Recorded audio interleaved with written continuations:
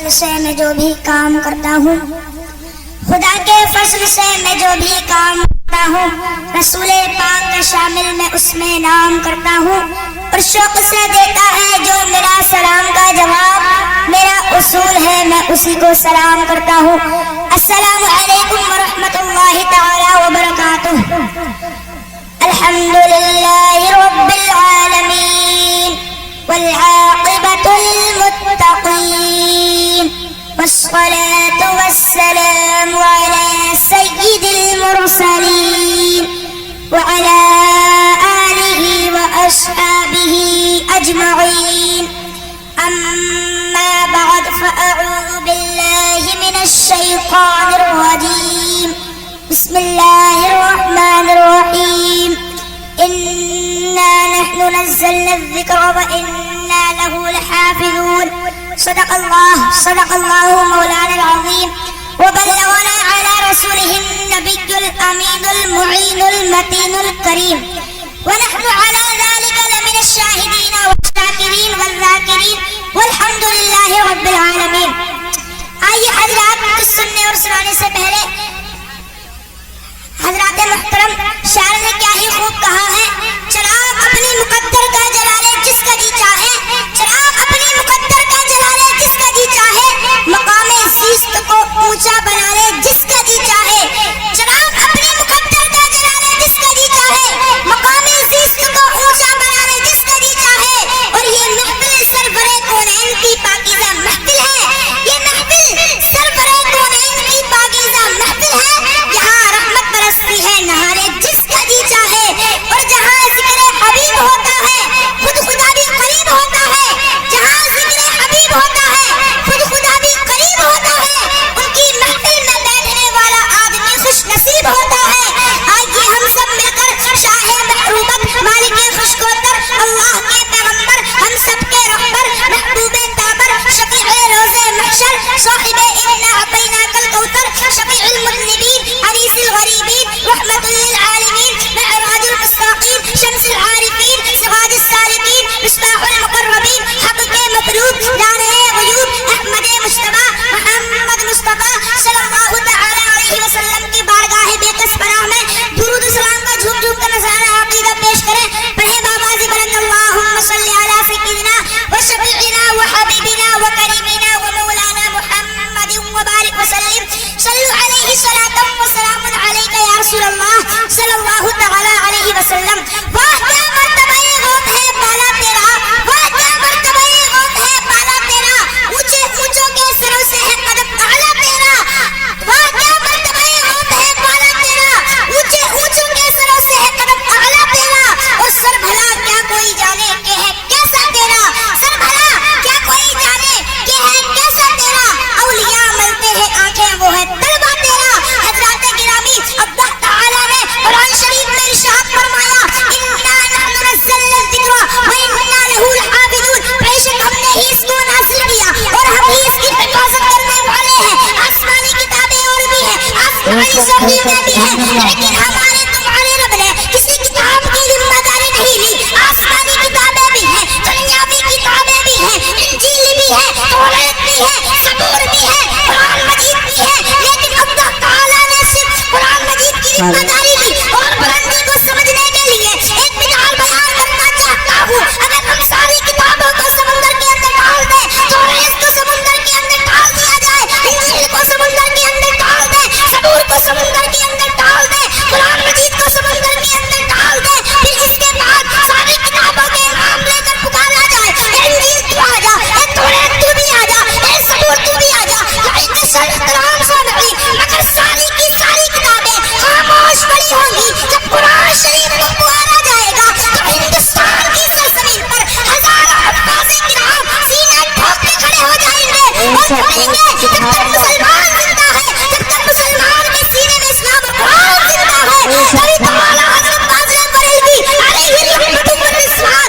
بیان فرماتے ہیں ابداع کی سلطہ میں قدم شان ہے یہ، ابداع کی سلطہ میں قدم شان ہے یہ، انسان ہی انسان و انسان ہے یہ، قرآن کا ایمان بتاتا ہے انہیں، ایمان یہ کہتا ہے میری جان ہے۔ بے شک سبحان اللہ، نعرہ تکبیر، نعرہ رسالت، مسلک اعلی حضرت ذکر شہدائے کربلا، ذکر شہدائے کانفرنس، اعلی حضرت فاضل بریلوی علیہ الرحمت والرضوان بیان فرماتے ہیں اللہ کی سردہ قدم شان ہے یہ، انسان ہی انسان و انسان ہے یہ، قرآن تو ایمان بتاتا ہے ایمان یہ کہتا ہے میری جان ہے یہ، ہمارے تمہارے پیغمبر محمد رسول اللہ سارے نبیوں میں لاجواب، میرے نبی پر نازل ہونے والی کتاب قرآن مجید ساری کتابوں میں لاجواب، میرے نبی کی امت ساری امتوں میں لاجواب، میرے نبی کا لایا ہوا مذہب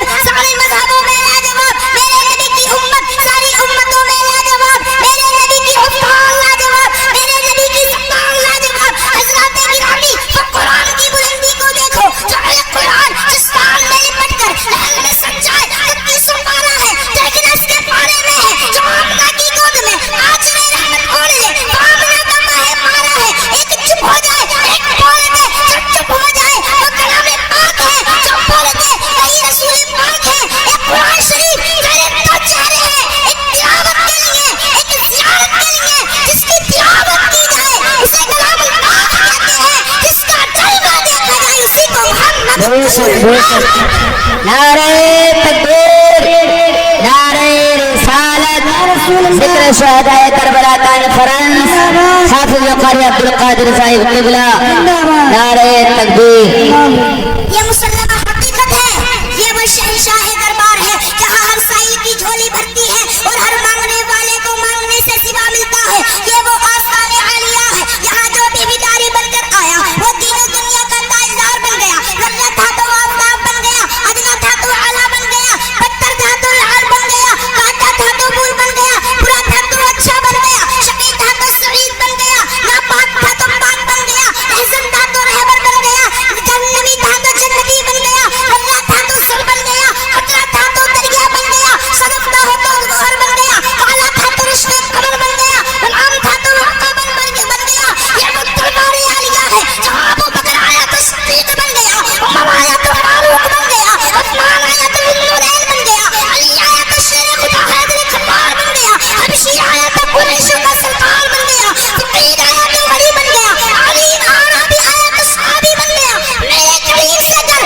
خطرہ کسی نے مانگا، میرے قریب سے گر خطرہ کسی نے مانگا، دریا بہا دیے ہیں تم نے بہا دیے ہیں، اور شام نے کیا ہی خوب کہا ہے، مختار کائنات ہے جو چاہو مانگ لو، مختار کائنات ہے جو چاہو مانگ لو، ہمارے نبی حیات ہے جو چاہو مانگ لو، مختار کائنات ہے جو چاہو مانگ لو، ہمارے نبی حیات ہے جو چاہو مانگ لو۔ بے شک بے شک، سبحان اللہ۔ صلی علی محمد، تعبیر علی ہے صلی علی محمد، جو درد لاجوا ہو یہ گھول کر پلا دو، جو درد لاجوا ہو یہ گھول کر پلا دو، کیا نسخہ شفا ہے صلی علی محمد۔ میرے رب نے قرآن کی ایسی حفاظت کی کہ جس نے قرآن کے تحفظ کے لیے اپنی جان لٹا دی، میرے رب نے اس کی حفاظت فرما دی۔ آئیے ایسا ہی ایک واقعہ آپ کے روبرو پیش کرنا چاہتا ہوں۔ ایک غنی مسلمان تھا جس کا نام عبد المقیم تھا، مگر وہ صلاۃ کا پابند تھا، معمول ایک یہودی تھا، نوکری کیا کرتا تھا، معمول جب صبح پیدل ہوتا تو قرآن کریم کی جب تلاوت کیا کرتا تھا، جب تلاوت کیا کرتا تھا، یہودی نے ایک دن دیکھا، 2 دن دیکھا، تو 4 مہینے دیکھا، اس سے رہا نہ گیا، وہ کہنے لگا او مسلمان تو پڑھتا میرے یہاں، کھاتا میرے یہاں، پھرتا میرے یہاں، مگر کلمہ اپنے نبی کا پڑھتا، کتاب اپنے نبی کی نازل نہیں پڑھتا، اگر تجھے میرے یہاں رہنا ہے تو کتاب میرے نبی کی پڑھے گا، کلمہ میرے نبی کا پڑھے گا۔ مسلمان کہتا ہے اور کس نہیں، میرے نبی تیرے نبی سے افضل ہے، میرے نبی کا لایا ہوا قرآن تیرے نبی کی کتاب سے افضل ہے۔ یہودی کہتا ہے افضلیت کا پتہ نہیں چلے گا جب تم اپنی کتاب آگ میں ڈال، میں بھی اپنی کتاب آگ میں ڈالوں گا۔ مسلمان کہتا ہے ٹھیک ہے، اب یہودی نے دن مقرر کر دیا، یہودی کہتا ہے جس کی کتاب چل جائے وہ کنکر ہے اور جس کی کتاب بچ جائے وہ افضل ہے۔ مسلمان کہتا ہے ٹھیک ہے، اب مسلمان بیچارہ غریب انسان تھا، نوکری کیا کرتا تھا، اب مسلمان کے پاس کوئی کیمیکل نہیں تھے اور دوائیاں نہیں تھی، وہ قرآن کریم میں لگا دیتا، مگر ادھر وہ یہودی امیر شخص تھا، مالدار شخص تھا، اس نے اپنی کتاب میں طرح طرح کے کیمیکل لگائے، طرح طرح کی دوائیاں لگائیں۔ حضرات محترم اعلان کر دیا گیا کہ فلاں دن مسلمان اور یہودی میں مقابلہ ہے، مسلمان کی کتاب اور یہودی